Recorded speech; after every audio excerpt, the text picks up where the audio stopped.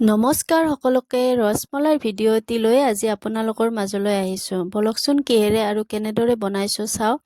প্ৰথমতে এটা বাটিত 1.5 কাপ চাকু লৈ তিয়াই ৰাখিছোঁ 1.5 ঘণ্টা 2 ঘণ্টামান। এতিয়া সেইখিনি মিক্সিৰ জাৰ এটাত উলিয়াই লৈ চেনি 2 চামুচ দি পেষ্ট এটা বনাই ৰাখিছোঁ। এতিয়া সেইখিনিৰে মই সৰু সৰু লাড্ডু বনাই প্লেটত ৰাখি থৈছোঁ।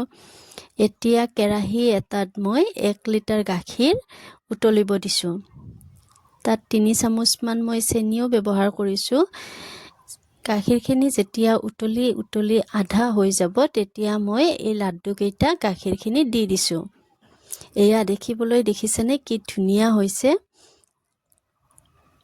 তাত অকণমান মই কেশৰো দি দিছোঁ কালাৰটো আহিবৰ বাবে।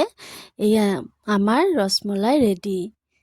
আপোনালোকে বাৰু এনেদৰে কেতিয়াবা বনাই খাইছেনে? যদি বনোৱা নাই এবাৰ এনেদৰে ট্ৰাই কৰিবচোন, বহুত সোৱাদ লাগে।